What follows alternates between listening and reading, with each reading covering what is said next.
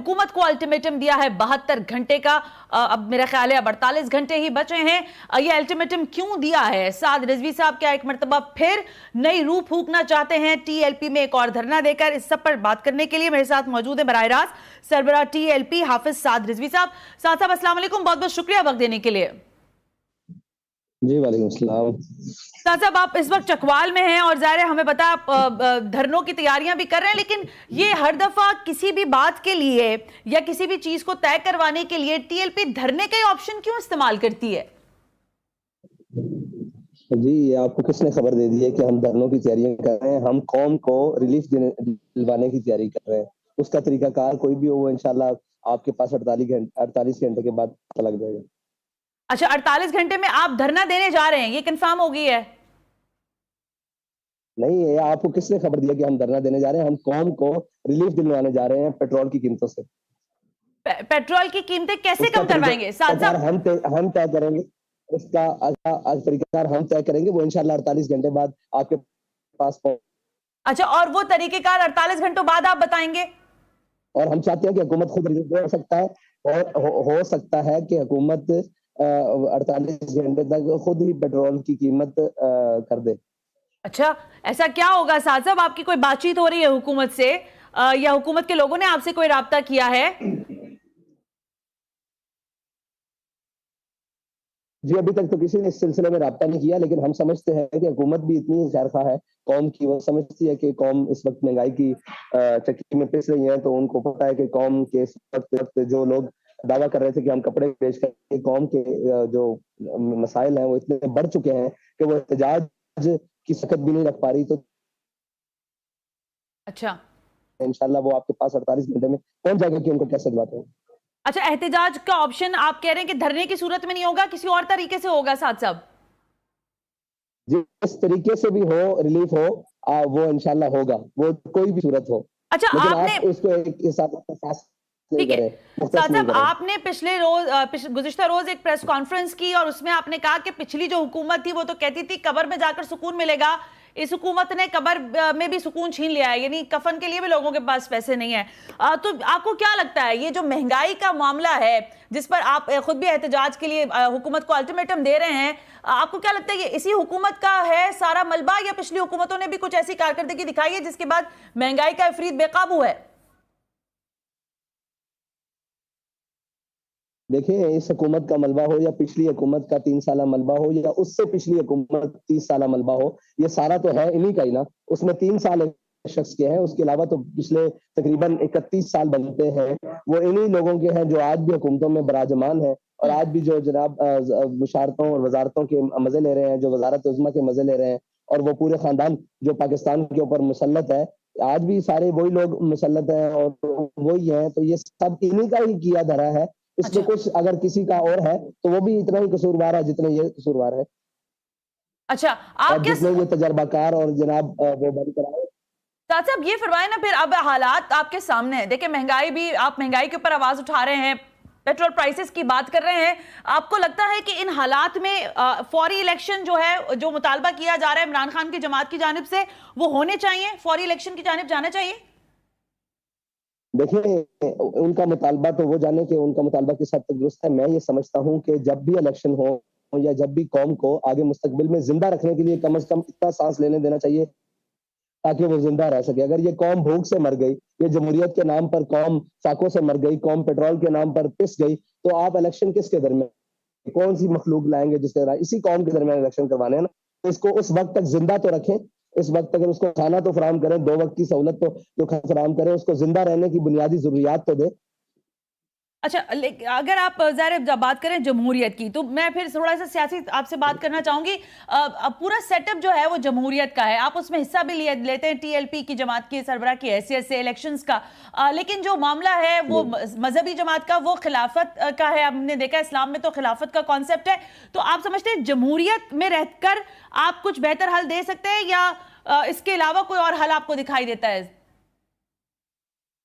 دیکھیں ملک میں جو مروجہ نظام ہے ہم اس کو اسلام کے مطابق ڈھالنا چاہتے ہیں، اور اسلام میں جو بھی نظام ہے وہ اسلام نے جیسے بھی ریلیف دیا ہے، ویسے علامہ اقبال نے بھی کہا ہے کہ سروری در دین ما خدمت گریست. عدل فاروقی اور فخر حیدری است. تو اسلام جو ہے وہ بنیادی اجتماعی عدل کی بات کرتا ہے. ہم اس عدل کو دینا چاہتے ہیں, وہ کسی بھی نظام کے ذریعے ہو, اس کو ہم اسلام کے پیچھے چلانا چاہتے ہیں. ہم اسلام کو جمہوریت کے پیچھے نہیں, جمہوریت کو اسلام کے پیچھے چلائیں گے. جمہوریت کو اسلام کے پیچھے چلائیں گے. اچھا, جو اس وقت سیٹ اپ ہے سعد رضوی صاحب, اس میں فرمائیے گا کون سی ایسی سیاسی جماعت ہے, اگر آپ کا ایک اچھا ووٹ بینک جو ہم دیکھتے ہیں کہ دکھائی دیتا ہے کسی حد تک, لیکن 2018 کے الیکشنز کے بعد کراچی میں بالخصوص ہم نے دیکھا کہ آپ کا ووٹ بینک گرا بھی ہے, اس کی کوئی خاص وجہ ہے آپ کی نگاہ میں؟ دیکھیں, ہمارا جو ووٹ بینک ہے وہ الحمدللہ کبھی گرا نہیں, بڑا ہی ہے. اچھا, لیکن وہ مقتدر حلقے اور وہ لوگ جو تحریک لبیک, جن کی آنکھ میں ایک نہیں باتی, تحریک لبیک نے بنیادی طور پر سیاست کا رخ چینج کیا ہے, ظالموں کے شکنجے سے نکال کر ایک عام آدمی اور عام عوام تک سیاست کی پہنچ کی ہے, اور ایک عام آدمی پکوڑوں والا یا ٹھیلے والا یا جناب جوتیاں گاڑنے والا, اس کو بھی کونسلر اور چیئرمین تک جتایا ہے. تو ان کو اس نظام سے ڈر ہے جو تحریک لبیک لانا چاہتی ہے, وہ ہے الحضر آئین پیغمبر سے 100 بار الحضر. تو ان کو اس سے ڈر ہے, اس لیے تحریک لبیک کا ووٹ بینک بار بار چوری کیا جاتا ہے. اگر ووٹ بینک کی بات ہے تو ووٹ آج بھی گن لیے جائیں, اس یونین کونسل میں گن لیے جائیں, کراچی کی ہر حلقے میں, ہر وارڈ میں گن لیے جائیں, تو تحریک لبیک کو آج بھی عددی برتری بھی حاصل ہے, اور شخصی اشخاص کے حوالے سے بھی برتری حاصل ہے, اور جناب اخلاقی برتری بھی حاصل ہے, ہر لحاظ سے برتری حاصل ہے. اچھا سعد صاحب, پھر یہ فرمائیں, اگر برتری حاصل ہے, میجورٹی آپ سمجھتے ہیں اگر نہ بھی آپ لے سکے اگلے جو بھی الیکشنز ہوتے ہیں, اگر آپ کو ایڈجسٹمنٹ کرنی پڑے, کسی سیاسی جماعت کے ساتھ ہاتھ ملانا پڑے, تو پاکستان پیپلز پارٹی, مسلم لیگ نواز یا پی ٹی آئی, کس کا آپشن ہے جو آپ سمجھتے ہیں کہ یہ قدرے بہتر ہے؟ دیکھیں, ان میں سے قدرے بہتر اس لیے کوئی نہیں ہے کہ یہ 13 ایک طرف کھڑے ہیں اور دوسرے ایک طرف کھڑے ہیں. آپ عن قریب یہ بھی منظر دیکھیں گے, 14 ایک سائڈ پہ ہو جائیں گے اور تحریک لبیک ایک سائڈ پہ ہوگی. تحریک لبیک ایک بنیادی سیاسی جماعت ہے جو قوم کو حقیقت میں گنگا سے نہلوا کے ادھر پاک کرنا اور ادھر سے نہلا کے ادھر پاک کرنے کی سیاست پر یقین نہیں رکھتی. تحریک لبیک نظریاتی سیاست پر یقین رکھتی ہے اور بنیادی سیاست پر یقین رکھتی ہے, اور ایک عام عوام کی جناب سہولت اور اس کے اوپر یقین رکھتی ہے. اس لیے تحریک لبیک کے ہاں ابھی تک جتنی بھی سیاسی جماعتیں رجسٹرڈ ہیں, ان میں کسی کے لیے کوئی نرم گوشہ نہیں. اچھا, ان تینوں میں سے کسی کے ساتھ بھی آپ کا جو ہے اتحاد نہیں ہو سکتا. یہ فرمائیے گا سعد صاحب کہ ظاہر دہشت گردی کے واقعات آپ کے سامنے, پشاور میں پچھلے دنوں واقعہ ہوا, پھر ابھی گزشتہ روز کراچی کا ایک ہولناک واقعہ, شکر ہے بڑی تباہی سے کراچی بچ گیا. آپ سمجھتے ہیں کہ اس صورتحال میں ایک جب عمران خان صاحب جیل بھرو تحریک کی طرف بڑھ رہے ہیں, دہشت گردی سر چڑھ کر بولنا شروع ہو رہی ہے, مہنگائی بھی موجود ہے, پھر آپ کا حکومت کو الٹیمیٹم, یہ سارا کیوس نہیں پھیل جائے گا اس ساری سچویشن میں؟ دیکھیں, یہ ساری چیزیں پہلے بھی پاکستان میں موجود تھیں. ان کو چاہیے کہ یہ اپنی سیکیورٹی سے ہٹا کر قوم کی سیکیورٹی کے لیے اور ملک کے اداروں کی سیکیورٹی کے لیے وہاں لوگ لگائے, لیکن انہوں نے ساری اپنی شہنشاہی اور نوکرشاہی کے لیے ساری جناب فورسز اپنے ہاں گرد جمع کی ہوئی ہیں. تو قوم اس کے اندر یہ سارے معاملات تو پھیلیں گے, اور اس کے بعد ان کی جو بین الاقوامی پالیسیاں ہیں یا ہمسائے ممالک کے حوالے سے پالیسیاں ہیں, وہ اتنی کمزور ہیں جس کا شاخسانہ پوری قوم بھگت رہی ہے. یہ تو بند کمروں میں اور جناب بم پروف کمروں میں بیٹھ کر صرف بیان جاری کرتے ہیں, اور ان کی باتیں جو بالکل نہ ہنجار اور نہ بلد ہوتی ہیں, ان باتوں کے ذریعے قوم کو نقصان ہوتا ہے. یہ تو قومی پالیسی اور جناب قومی سلامتی کے اداروں کو بیٹھ کر سوچنا چاہیے کہ ہم نے پاکستانی قوم کو بھوک سے بھی کیسے بچانا ہے, دہشت گردوں سے بھی کیسے بچانا ہے, اور اس کو بین الاقوامی سازشوں سے اور ایجنڈوں سے بھی کیسے بچانا ہے. اچھا, یہ روڈ میپ آپ کے پاس ہے, لیکن آپ اگر ہم سے کہو کہ تحریک لبیک ہمیشہ احتجاج کا راستہ کیوں اختیار کرتی ہے, اور یا تحریک لبیک ہمیشہ نام کے الٹیمیٹم کی بات کیوں کرتی ہے, اس لیے کرتی ہے کہ تحریک لبیک اقتدار میں نہیں ہے. اگر تحریک لبیک اقتدار میں ہو تو تحریک لبیک ہر وہ وسائل اور ہر وہ سہولت اور ہر وہ چیز اختیار کرے جس سے قوم کو ریلیف مل سکے. اب ہم سمجھتے ہیں کہ ہمارے اس طریقے سے مل سکتا ہے, تو ہم یہ طریقہ اپنا رہے ہیں. اگر تحریک لبیک کے ووٹ چوری نہ کیا جائے اور تحریک لبیک اقتدار میں ہو, تو تحریک لبیک اس اقتدار کے ذریعے بھی قوم کو ریلیف پہنچا سکتی ہے. لیکن یہ تو ہمارے اداروں اور ہماری قوم کو سوچنا ہوگا نا کہ ان کس طرف کھڑے ہونا ہے. اچھا, ظاہر سعد صاحب جب آپ اس سب کی بات کر رہے ہیں تو تھوڑا اور سیاست پہ میں آپ سے ایک سوال کرنا چاہوں گی. عمران خان صاحب کا ایک بیانیہ ہے, انہوں نے کہا کہ ان کی حکومت رجیم چینج ہوا ہے. آپ سمجھتے ہیں کہ اس میں امریکہ براہ راست ملوث تھا, یا پھر جو ہمارے ہاں سیاسی اجماع ہوا لوگوں کا, جماعتوں کا, انہوں نے ان کو چلتا کیا؟ آپ عمران خان صاحب کے اس بیانیے کو کیسے سمجھتے ہیں؟ واقعی کچھ معاملات تھے امریکہ کے ساتھ, امریکہ نے ان کو چلتا کیا یہاں سے؟ امریکہ نے ان کو چلتا کیا یا نہیں کیا, عمران خان صاحب کی اپنی پالیسیوں نے ان کو چلتا کیا ہے, اس کے بعد ہمارے ہاں جو اسٹیبلشمنٹ کی مداخلت ہے اس کو چلتا کیا ہے, پھر مفادات کی سیاست اور مفاہمت کی سیاست اور چوروں کا اکٹھ نے ان کو چلتا کیا ہے. میں تو یہ سمجھتا ہوں. یہ فرمائیے گا ساتھ صاحب, اگر یہ سب اس وقت جو سیاست کا منظر ہے, آپ سمجھ سکتے ہیں کہ اس سچویشن میں الیکشنز ہونے چاہیے, جنرل الیکشنز, یا ابھی اس کے لیے ٹھہراؤ کی ضرورت ہے, فوری الیکشن کی طرف نہیں جانا چاہیے؟ الیکشن اپنے وقت پر ہونے چاہیے, قوم کو ریلیف ملنا چاہیے تاکہ وہ الیکشن تک زندہ رہ سکے. یہ میرا موقف ہے. اچھا یہ بتا دیں کہ آپ جو بار بار یہ بات کر رہے ہیں نا کہ قوم زندہ رہ سکے, عوام کو کھانے پینے کے لالے نہ پڑ جائیں, ان کی جان کے لالے نہ پڑ جائیں, اس کے لیے آپ کہہ رہے ہیں میرے پاس ایک میکینزم ہے جو میں 48 گھنٹے بعد بتاؤں گا. میں ظاہر ہے لوگ آپ کو دیکھ رہے ہیں, بڑی تعداد میں آپ کے فالوورز ہیں, کیا ان کو آپ کے ساتھ باہر نکلنا ہوگا یا پھر وہ گھروں پر بیٹھے ہی رہیں گے اور ان کو حل مل جائے گا؟ ان کو میرے ساتھ ہر مقام پر کھڑا ہونا ہوگا. اگر میں گھر پر بیٹھوں گا وہ میرے ساتھ گھر پر بیٹھیں گے, اگر میں میدان میں کھڑا ہوں گا وہ میرے ساتھ میدان میں کھڑے ہوں گے. میرا تو اپنے ورکرز کے لیے اور قوم کے لیے یہ پیغام ہے کہ آپ جائیں اور ہر طبقہ ہائے فکر سے, ہر کسان سے لے کر مزدور سے لے کر تاجر سے لے کر ہر وکیل سے, ہر شعبہ ہائے فکر سے ان کو کہیں کہ تحریک لبیک قومی مسائل کے لیے آپ کے ساتھ کھڑی ہے.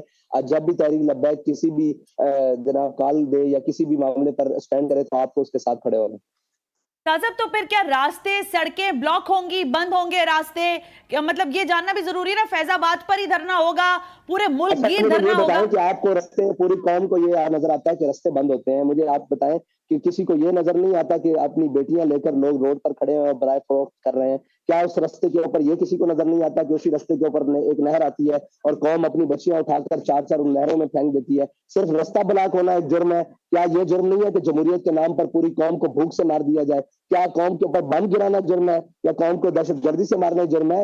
یہ بھی تو دہشت گردی سے بڑا جرم ہے کہ قوم کو بھوک سے مار دیا جائے یا قوم کو اس نہج کے اوپر لے کر جایا جائے تاکہ قوم نہ سانس لے سکے, نہ بات کر سکے, نہ احتجاج کر سکے. کیا یہی صرف ایک جرم ہے کہ روڈ بند ہو گیا؟ کیا اس ملک میں کشمیر نہیں فروخت ہوا؟ کیا اس ملک میں جناب اسی ملک کے اوپر روڈ کے اوپر نقیب اللہ مسعود کا قتل نہیں ہوا؟ کیا اسی ملک کے اندر جناب ہمارے لوگوں کو سرعام گولیاں نہیں ماری گئی؟ تو خالی یہ جرم نہیں ہے روڈ بند کرنا, اپنے حق کے لیے آخری حد تک جانا یہ جرم نہیں ہے, یہ اپنا حق حاصل کرنے کا ایک صحیح طریقہ ہے. بالکل میں یہ سمجھتا ہوں. ٹھیک ہے, آپ کا یہ موقف ہے. قوم کو یہی نظر آتا ہے یا پورا میڈیا بھی یہی شو کرتا ہے کہ روڈ بند ہو جائیں گے, روڈ بند ہو جائیں گے.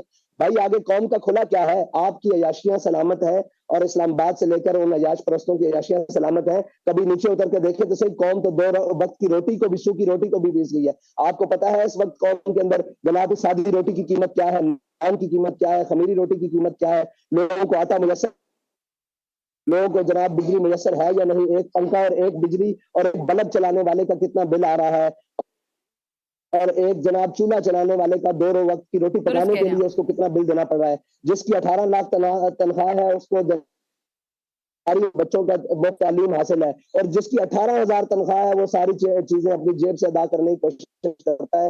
کیا یہ ساری چیزوں کا ادراک ہے یا نہیں قوم کو؟ یا صرف یہی ہے کہ جناب ٹی ایل پی نے روڈ بند کر دیا ہے, ٹی ایل پی نے احتجاج کر دیا ہے, یا صرف یہی ایک بات رہ گئی ہے؟ بھائی اگر کوئی اس دور میں سانس لیتا ہے, کوئی بات رکھتا ہے, کوئی بجھتے اور جلتے آخری سانس دیے ہیں تو آپ شکر کریں کہ ان کے آگے کوئی بولنے والا ہے, ورنہ انہوں نے تو آپ نے ملک کی سلامتی کے جناب ایٹم بم اور جناب جتنی بھی وہ نیوکلر ساری سسٹم ہے اس کو بھی غیروں کے حوالے کے لیے دیا ہے. یہ بیان درست ہے یا نہیں؟ بہرحال چل رہا ہے, ابھی تک اس کی تصدیق نہیں ہوئی, لیکن اگر یہ ہے تو اس سے بڑی کون سی خطرناک بات ہوگی کہ اسحاق ڈار صاحب کہہ رہے ہیں کہ ہم نے نیوکلیر بم ان کے حوالے نہیں کیا, صرف گروی رکھا ہے. تو ڈوب کے نہیں مر جاتے؟ آپ تو اتنے تجربہ کار تھے, آپ باہر سے کس لیے اس ملک میں آئے ہیں؟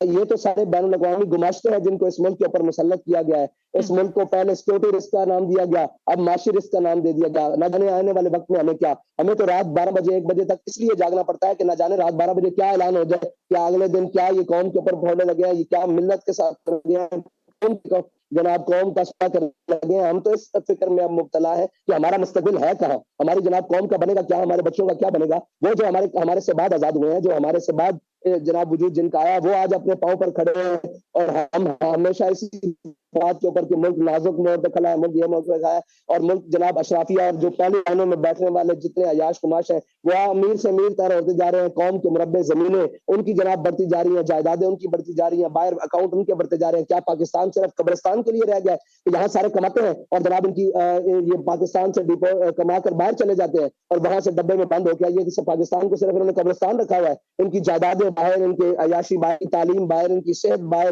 ان کے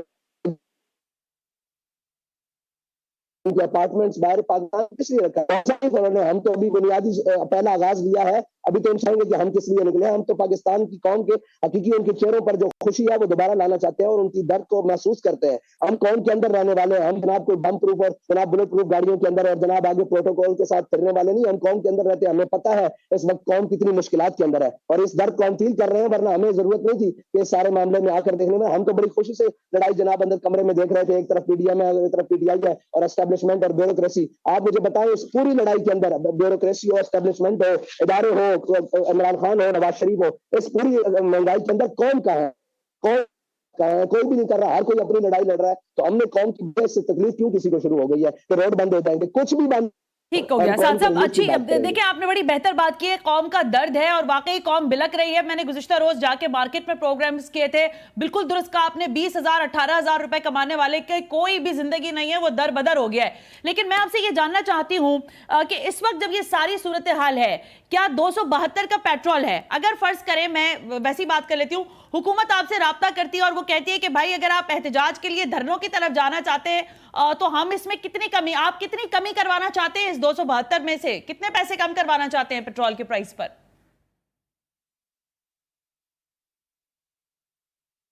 آواز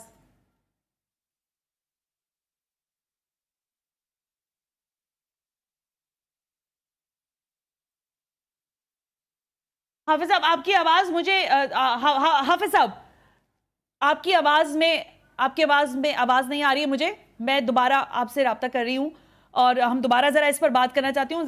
آپ کو آواز آ رہی ہے حافظ صاحب؟ اوکے. ایک